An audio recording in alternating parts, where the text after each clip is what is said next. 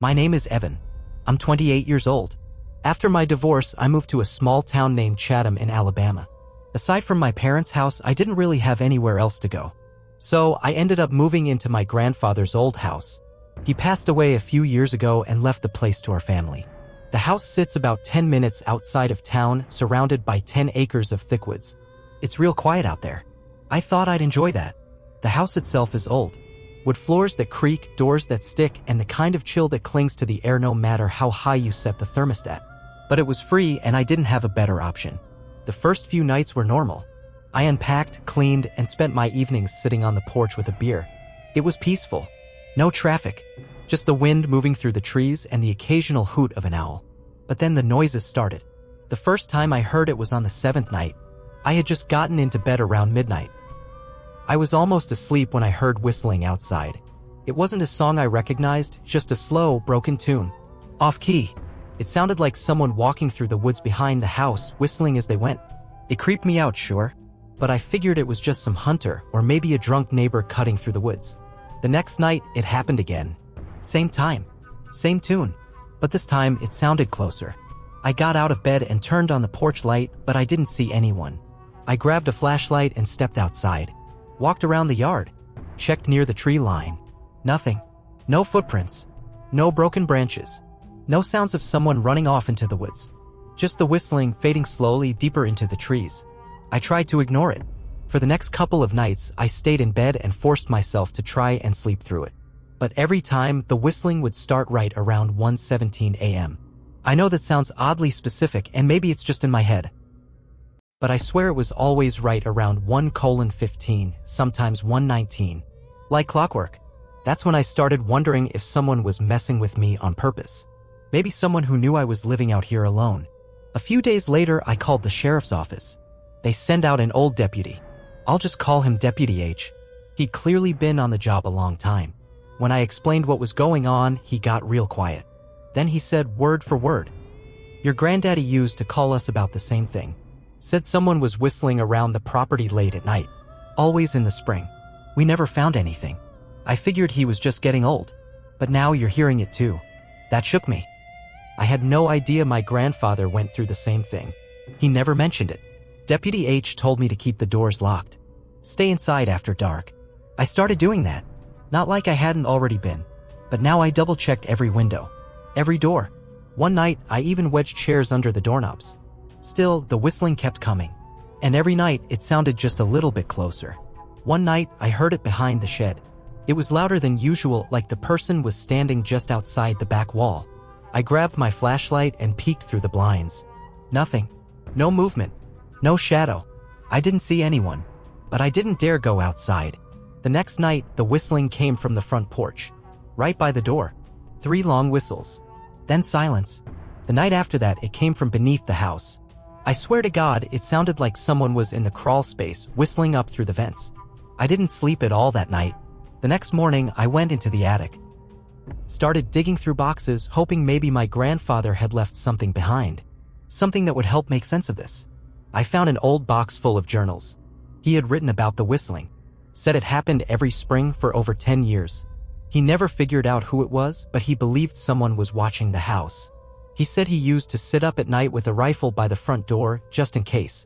He also mentioned it only started after my grandmother passed. Only when he was living there alone. I called Deputy H again. He came by that afternoon. I showed him the journals. He read a few pages, then looked up at me clearly nervous. He said, "Be careful. And don't open the door if you don't know who it is." That night I stayed up. I sat on the couch with a shotgun across my lap, a shotgun I barely knew how to load. And I waited. At exactly 1:17 a.m., the whistling started again. But this time, it wasn't coming from outside. It came from the hallway inside the house. I froze. The hallway light was off, but I could hear the whistling. Slow, eerie, moving closer, step by step. I stood up, aimed the shotgun toward the dark hall, and shouted, "Who's there?" The whistling stopped. I flipped on the hallway light. Nothing was there. No movement. No one. I didn't sleep after that. 2 nights passed without another sound. But I wasn't getting any better. I was barely eating, barely functioning. I felt sick. I didn't know who this person was. Didn't know why they chose me or my grandfather, but I knew it was real. I don't believe in hallucinations, not to that degree, and I've never been one for the paranormal. This was a real person. After that night, everything went quiet. 2 full days, no sounds, no footsteps, no movement in the woods, nothing. I started to think maybe it was over. On the 3rd night, I went to bed a little after midnight. I didn't stay up this time, but I left the hallway light on just in case. At exactly 1:17 a.m., I woke to a new sound. Not whistling, knocking. Slow, measured. 3 knocks. They were coming from inside the house, from the back door. Then silence. I didn't move. I just lay there listening, barely breathing. A minute later, another sound.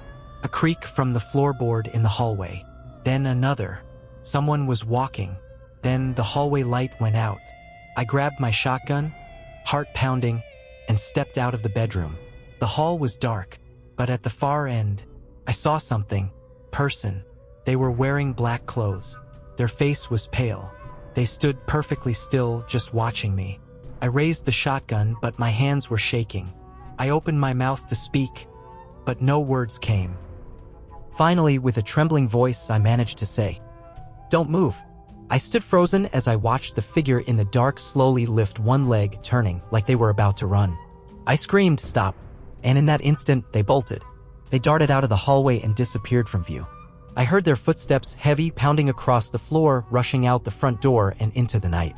Without thinking, I ran after them. I stepped outside and fired a shot. Not into the air, but straight ahead into the darkness. Some part of me low-key hoped I'd hit them. I yelled, "Don't come back." The shot echoed like thunder, bouncing off the walls of the house and the porch railings. My ears were ringing, adrenaline surging. I locked up the house, jumped into my truck, and drove straight into town.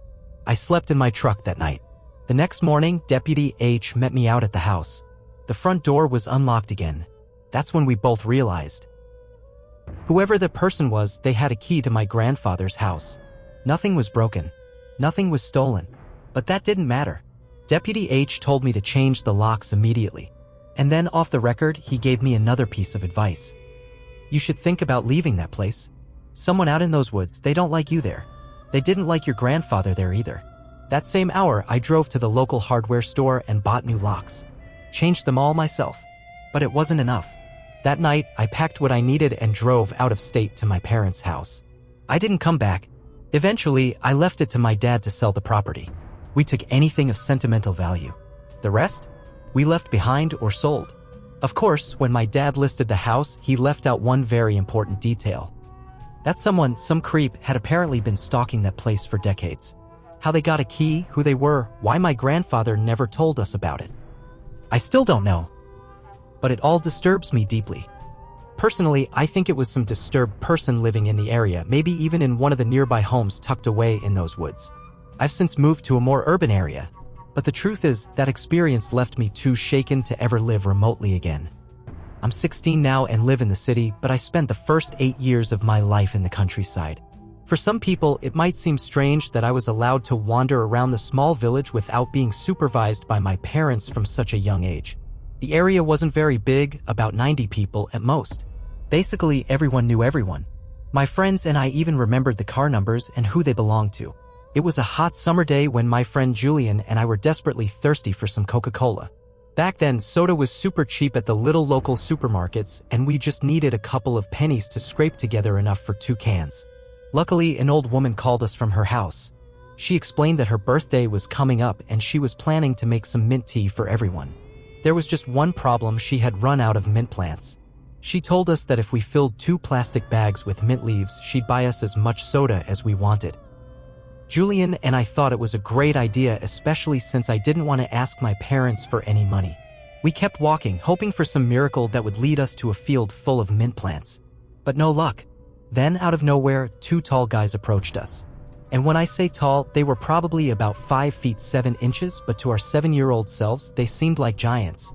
What surprised me the most was how they were dressed. Both of them were covered in black clothes, with large hoodies and tight pants. They didn't look any older than 17, though their faces were hard to make out. They spoke to us in a friendly, almost childish tone, carefully choosing their words to avoid raising any suspicion. "Are you kids both alone?" one of them asked. Julian looked at me, a little worried, and made a hand gesture, signaling that we should leave. Unfortunately, I wasn't the best at reading body language, so I didn't understand what he meant. I shifted my focus back to the two guys and replied cheerfully, "Yeah, we're actually looking for some mint plants." I then asked where we could find a bunch. "We've been looking for so long and we're really tired," I added. I'm not sure why, but I have this short flashback where I swear I saw one of the guys smirking when he heard what we were looking for. One of them crouched next to me and patted my head. That's when Julian quickly pulled me back by the arm, looking worried. His expression was serious, almost panicked. He asked, "Who are your parents?" You see, where I'm from, that question wasn't just a casual one. It was a way to identify someone's bloodline by their last name. In a small village like ours, there weren't many new generations. So, asking about someone's parents was a way of figuring out their entire family background. Julian was born in the countryside, so he knew the people much better than I did. I could tell he was scared because he didn't recognize these two guys. And the fact that they were talking to us two small kids without anyone else around and even touching me set off a red flag for him. Just as he feared, they avoided answering the question and their attention was clearly focused on me. "Actually, I've seen a big field of mints," one of the guys said. "You see that hill over there? That's where we come from. If you want, we could lead you to the field and help you fill those bags, or even more." We knew that hill. Julian and I, along with the other kids, used to play hide and seek in its forest at night. It was so much fun, I can't even describe it. But still, I had never seen a field of mint there. The only things that grew on that hill were corn, grapes, and some watermelons. I was a very naive kid back then, and all those red flags didn't seem like a big deal. I nodded eagerly, pulling Julian by the arm, encouraging him to come with me. The guys seemed satisfied and began leading the way. As we walked farther and farther from the village, I felt Julian's hand trembling in mine. A sudden shiver ran down my spine as the village completely disappeared from view. The forest loomed ahead of us and I saw no sign of any mint field. I tried asking the guys where we were going, but their answers were vague. "You'll see," one said. "Or, just be patient," the other added. I began to sweat. My steps slowed slightly as panic surged through me. I quickly realized something was wrong, but for some reason I couldn't stop walking. It was like I knew that if either of us tried to turn back, something really bad would happen. Then, very discreetly, Julian leaned close to my ear. Even now, I get chills remembering it so vividly. He whispered as quietly as he could, "There's something wrong with these two. Run." That was the last thing I heard before Julian suddenly sprinted downhill like crazy, his hand never breaking contact with mine. We ran like our lives depended on it. And honestly, they probably did.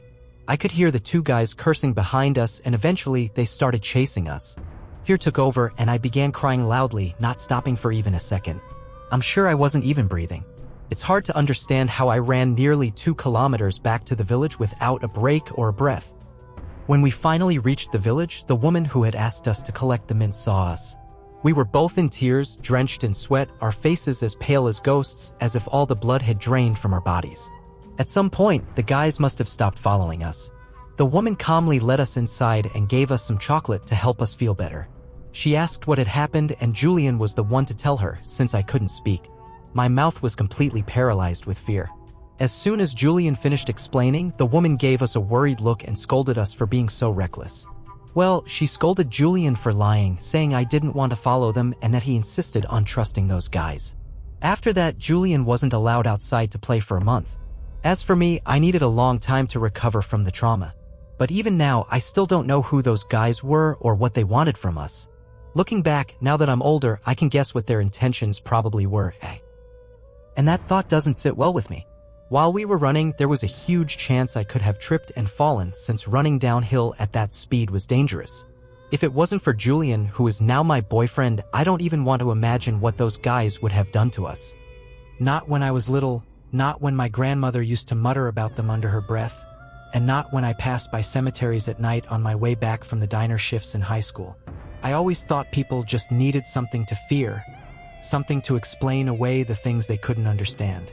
But now I know better, because I've seen the fog. It was October, crisp, orange-leaved, that kind of Halloween month chill that bites your skin just enough to feel alive.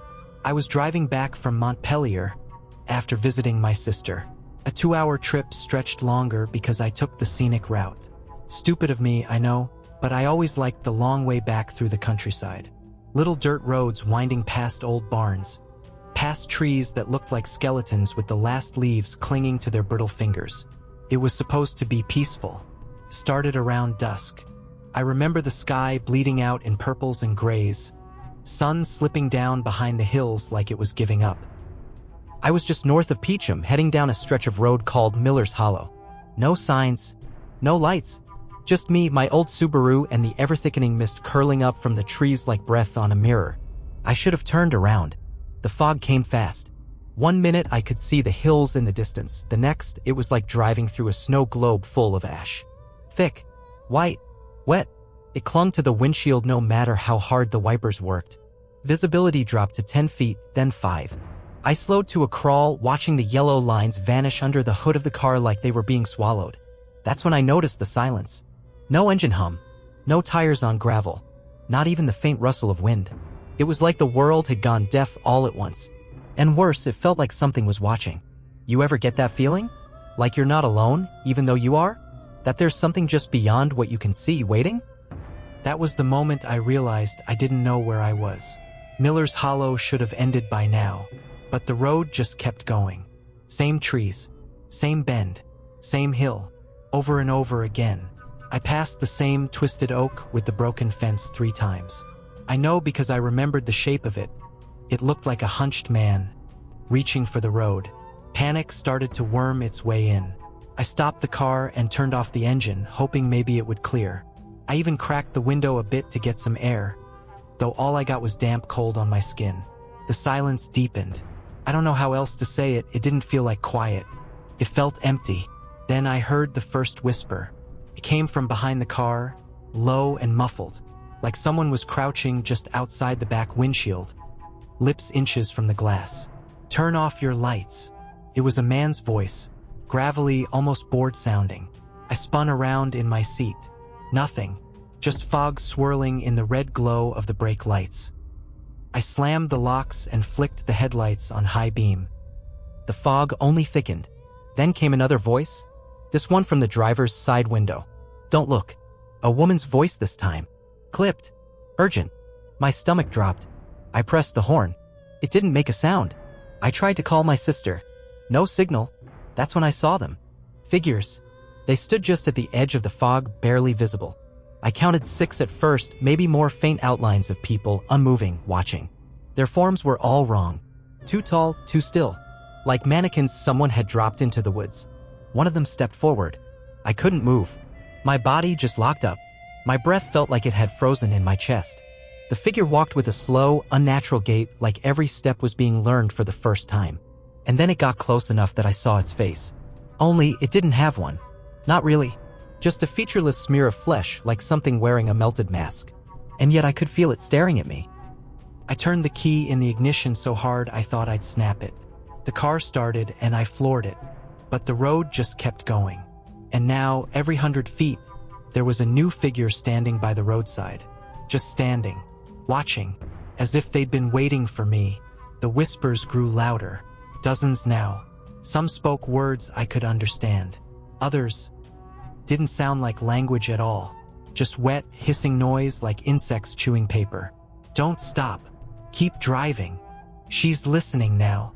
She can hear us. Then, right in the middle of the road, I saw something that made my blood turn to ice. It was me, standing there. Same jacket, same face, eyes wide, staring directly into mine. I swerved to avoid it, hit a ditch. The car jolted and skidded sideways into the woods. I sat there for maybe 10 seconds trying to breathe, trying not to scream. The fog pressed in through the vents now, seeping in like it was alive. I opened the door and ran. Didn't grab my phone. Didn't grab my coat. Just ran. Branches whipped my arms. My lungs burned. But the fog followed me. It didn't matter where I turned, every direction was the same. Pale gray, shadows, and whispers. Until I saw the house. Old, sagging, white paint peeling like sunburned skin.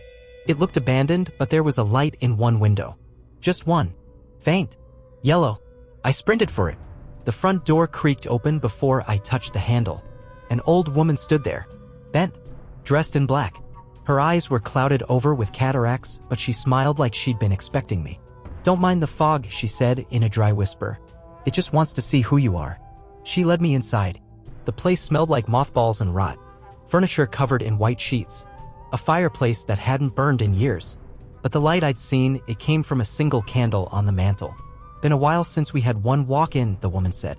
"Most of them stay in their cars until it's too late." I tried to speak. Couldn't.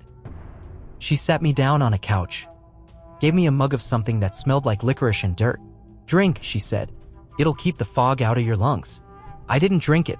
She smiled again like she knew I wouldn't. Her eyes didn't blink once. "You'll need to leave before it figures you out," she added. "Before it remembers you." "What is it?" I finally managed to ask. She looked out the window. "It's not a thing," she said. "It's a place. A place between places. Lives between moments. You must have slipped." "Slipped? You were tired. Distracted. That's how it gets in. Don't worry, it ain't personal." I looked outside again. More figures had gathered. Dozens now. All staring at the house. All silent. The old woman stood and shuffled over to a cabinet. She pulled out an old brass key and placed it in my hand. "Back door leads to the shed. Key works on the trapdoor inside it. Take the ladder down. Don't look back. Don't stop walking." I opened my mouth to ask why, but she was already gone. Vanished. As if she'd never been there. I ran. The shed was half collapsed, door hanging off its hinges. But the trapdoor was real. The key fit. I climbed down into blackness. And I kept walking. I don't know how long I walked. Time doesn't feel real in the fog. But eventually, I saw daylight. Heard birds. Smelled pine and wet leaves. I came out behind a church 5 miles from where I'd gone off the road. I tried to go back later. I told myself I'd imagined it. But there was no road called Miller's Hollow. Not on any map. Not even locals knew what I was talking about. They said there used to be a Miller family long time ago. Lived out by the old sawmill. But that place burned down in the 1950s. And the woods swallowed it. So now? Now I never drive through the countryside at night. I stay off the backroads. I watch for fog. And when I see it rolling in, I turn around and go the other way. Because I know what's inside it. And I know it remembers me. My parents used to work a lot when I was little. They both had to work 2 jobs because they needed extra support for me and my older brother, Cameron. Their jobs kept us on our feet but still required them to be gone most of the time. So they hired a babysitter for us from some website. It was a young white girl, maybe in her early 20s, named Michelle. For about 4 or 5 months, Michelle came over every weekday to babysit us. Me, being 7, and Cam, being 8, both loved having Michelle around. She was young, polite, and very energetic. That meant we could have a lot of fun playing with her, unlike some old lady who was always tired and in a bad mood. Cam and I did online classes because regular school would have been too hard for my parents to keep up with. Michelle also helped with that a lot. When summertime came around, my parents told Michelle she should go relax for a bit. They wanted her to have a nice summer vacation, especially after all she'd done for us. But that also meant we didn't have a babysitter for the summer. My parents didn't want to go through the process of finding a trustworthy babysitter, so they decided to just take Cam and me to our grandparents' house. They lived in Texas in the countryside. It was a little far from our house in Oklahoma, but it would be worth the drive since we'd be there all summer. The weekend came, and on Saturday we started our drive. The ride was beautiful, but obviously, to little me, it was the most boring, nauseating experience ever. We finally made it to their house after what felt like forever. It was a medium-sized, cabin-like house in the middle of a big open field with woods around the back. A little off to the side was a barn-style building with an area for animals, like cows, goats, chickens, and other cool stuff. We all said our hellos, and right away, my grandpa wanted to take Cam and me on a little tour around the place. My parents stayed inside, talking to my grandma as she cooked dinner for us. The night was amazing. We got to catch up with Grandma and Grandpa, and we played a little with their dog, Cora.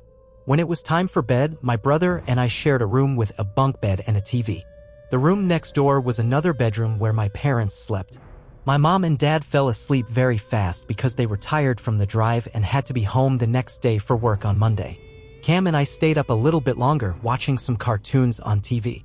After a bit, we finally went to sleep with the TV still on. Around 2 a.m., I was woken up by the sound of footsteps outside my window. Heavy footsteps. I couldn't see what was out there because the window had blinds over it. The footsteps didn't wake up Cam because the TV was still playing, but I could still hear them. Then I heard a weird noise coming from the window, and after 2 seconds I heard a grunt. Someone was trying to open it. I went to my parents' room to wake them up and tell them. They didn't really believe me and thought it was just my imagination. But when they went to check, nothing was there. So they just brushed it off as an animal sound. We were in the middle of nowhere, after all, and maybe my kid brain had mistaken it for something it wasn't. I fell back asleep after about 5 minutes of just laying there. In the morning, I woke up to the delicious smell of my grandma cooking breakfast while my parents were packing to go home. We all ate together and then my parents were off. Once they left, my grandpa took Cam and me to go feed the animals while taking Cora on a walk. I wanted to have Cora's leash, so my grandpa handed it to me, telling me to hold on tight. As we were walking along the trail, I found myself having to pull Cora a little bit every 5 seconds.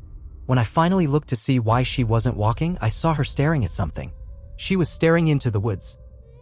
I was a little scared to look in that direction, but when I did, I saw a black figure standing there, staring at us. Even though he was all in black, I could tell he was looking directly at us. He was half hidden behind a tree with his hands on the trunk as if he were trying to peek over it, but with his whole body exposed. I turned to my grandpa to tell him, but he and Cam were already about 15 feet ahead of me. I ran to catch up with them while pulling Cora a little bit, but by the time I told my grandpa about the man in the woods, the man had vanished. It was like he was never even there. I thought I would have been able to see him if he ran off, but where could he have gone?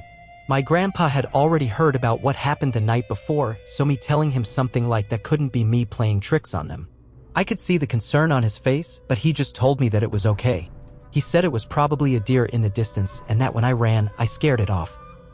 After we fed the animals, we went back to their house. We enjoyed the rest of the day watching movies and playing outside in the sprinklers. That night, my grandma made the best dinner too. There was so much food, and after eating, I was really tired. I took a quick 10-minute bath and headed right back to mine and my brother's room. We watched cartoons for a bit and eventually fell asleep. Around 1 a.m. I woke up to the sound of humming outside the window. It was humming the theme song of Cyber Chase, the show that was playing. Cam, being the heavy sleeper he was, didn't wake up to it. And as I said earlier, the blinds were over the window so I couldn't see what it was. But I knew for sure, at this point, it had to be a person. At first, I thought it was my grandpa outside smoking. Maybe he started humming the intro because he heard it through the window. Of course, that was a dumb explanation, but I was just a kid. I yelled out, "Grandpa?" The humming stopped. After about 30 seconds of no sound, I then heard, "Hey, it's Grandpa. Come out here, kid. I want to show you something cool." I put on my shoes and went outside. There were no lights, but I remember how beautiful the night sky looked. I finally reached the window where I saw my grandpa standing. He reached out his hand for me to grab it. I took his hand and he started leading me towards the barn. I tried talking to him, asking where we were going, but he didn't answer. That's when I started to rethink what was happening. Why would my grandpa be outside at 1 a.m. showing me something cool? And why was he wearing a sweater with the hood up? Then I looked at his hand and really paid attention to it, only to realize it wasn't my grandpa's hand. It was the hand of someone much younger. I tried to pull my hand away, but his grip only got stronger. I didn't want him to know that I knew something was wrong, so I stayed quiet even though my heart was pounding in my chest. Then I looked behind him and noticed a long handle sticking out of the back of his pants. That's when I really started to panic. Suddenly, I heard my grandpa's voice calling from the house. I didn't say anything back, but the man turned his head toward the sound. In that moment of distraction, I yanked my hand free and started backing away. The man stood there for a second, then suddenly bolted toward the woods. I ran straight for the house, yelling for help. By the time I got inside, my grandpa was waiting for me with his arms wide open. My grandma had the phone to her ear, urgently talking to the police. Not long after, the cops showed up and began searching the area. They found the man hiding in a ditch not far from the house. In that ditch were some things he'd taken from the barn. And most disturbingly of all, they said he had an axe tucked into the back of his pants. After further investigation, they found that the lock on my grandpa's shed had been broken off, leaving it wide open for anyone to take whatever they pleased. Inside the shed were a lot of tools that could have caused a lot of trouble. A couple of days later, my grandpa found out that the man was actually Michelle's ex-boyfriend, who I'll just call Dave. Dave admitted to stalking us and said he had planned to take me that night. He figured it would be easier to take a little girl, so he went after me. He said he wanted to take me because he knew Michelle cared about me a lot, and if he threatened to hurt me, he could make Michelle do anything. Dave claimed he mainly wanted to use me to get back with Michelle, to start over and live a happy life with her. He insisted he was never actually going to hurt me. After the whole incident, our parents picked Cam and me up a week later. They started looking for better jobs so they could be home with us more often. They also let Michelle go, which in hindsight was probably for the best. I'm so grateful that the police station wasn't far from my grandparents' house. But most importantly, I'm thankful my grandpa had woken up that night to use the bathroom. Even after 20 years, it still gives me chills to think about what would have happened to me that night.